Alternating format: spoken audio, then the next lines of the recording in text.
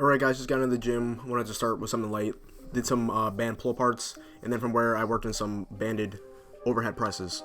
From there I went into foam rolling, just foamed on my back, make sure everything was nice and loose, get that thoracic spine nice and mobile, because today is back day. And then from there we just went into pull-ups of failure. When you're doing the pull-ups, you want to focus on tucking your elbows in and engaging your back before you do the lift. What this is going to do is it's going to engage your back and actually cause your lats to fire. I apologize about the filming angle. I didn't realize that you guys couldn't see me completely. Now it's my favorite, the cable row. When it comes to the cable row, you really want to make sure you get a nice stretch at the top of the lift. If you're looking right here from this angle, I'm like kind of arching forward, and then from there I'm engaging my lats, and then I'm squeezing for a second. What that's going to do is that's going to engage your back that much more, and it's going to give you that nice contraction at the top. What gives you the contraction is a squeeze. Seated bicep curls. During this exercise, what you want to do is you literally want to flex your bicep as hard as you can, and your bicep should be moving the weight. You want to use no momentum at all. When you get at the top of the lift, you just want to squeeze your bicep as hard as you possibly can. What this is really going to do is going to isolate your bicep and cause it to grow that much faster. And just a quick side note, when you're doing these exercises, your goal should be to come to as close to failure as possible with having good technique. Because as a natural lifter, to get the most out of exercising, you really have to push your body to the max. Also, I just wanted to say, if your biceps are not growing, the reason why is because your weight is way too heavy. When it comes to your biceps, you want to train for hypertrophy. I do the row a bit differently. I learned from Ryan Humeson, and basically how you want to do it is you want to pull, you want to have a hook grip, and you want to pull the dumbbell to your hip. And then as you pull it to your hip, once you get to the top and you feel that contraction, to make it even stronger, you look into the direction of the dumbbell, as you see I'm doing here in this footage. And then I was going to say, when you're at the bottom of the lift, make sure you really get that stretch, and trust me, you're going to feel it. And then when you go back up, it's going to make the contraction that much more effective. And also, just a little side note, guys, when you're doing these, you'd be surprised at how strong your back is. So make sure you use heavy weight and train for high reps. When you're doing these easy bar curls, tempo is going to be your best friend. If the lift is too easy, just slow it down and make sure you just really are isolating your bicep and flexing that living hell out of it. And what that's going to do is to prevent other muscles from jumping in. When you're doing your bicep curls, your biceps can take a ton of beating, so just make sure you're really pushing your body to the absolute limits. You want to try to fail in these sets. And then again, when you're doing these, please use lightweight. Hypertrophy is king, guys. No exercise fires on my back any more than this row.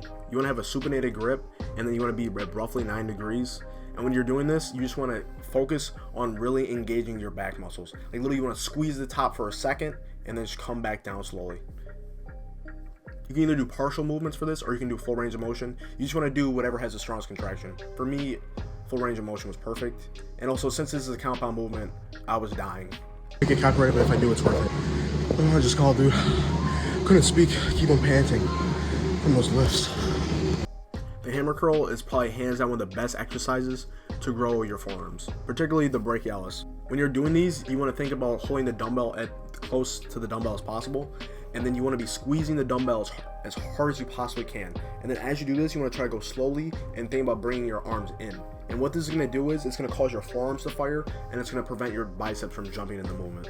Dude, if you want a big back, you have to be doing the cable pullover. The cable pullover is hands down, I think, probably the best back exercise you can possibly do, next to the pull-up.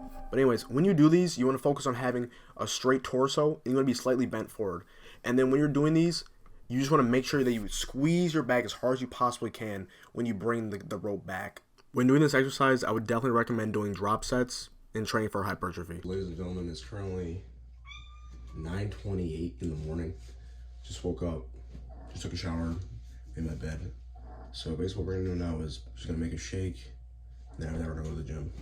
Holy moly, boy, I gotta go grocery shopping. Jesus.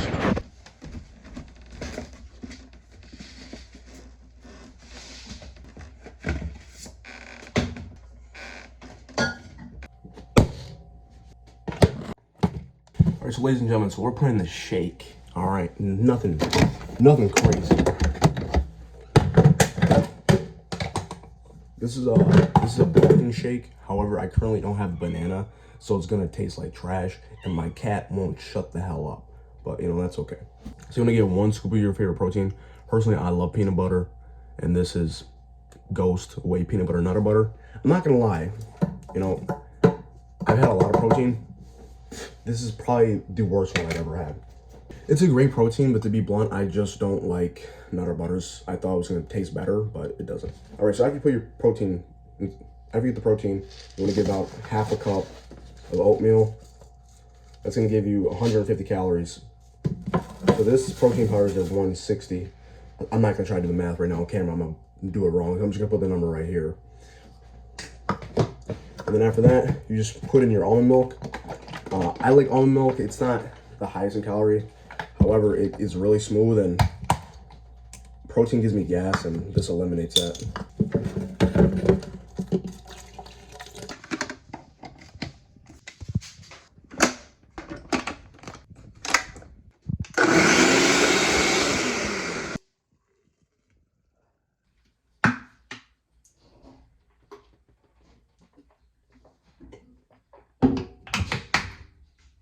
I gotta admit, this is the best this shake has ever came out.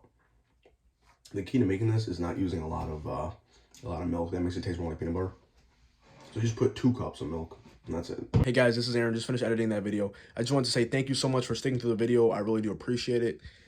And also, I was going to say, if you guys like this shirt I was wearing, that's actually my clothing brand. It's called Warm Vibes. If you guys are interested, here's a picture of it right here. And if you're interested in actually looking at it on the store, link will be below. Also, I just want to apologize for not being able to record like how I did in the last video.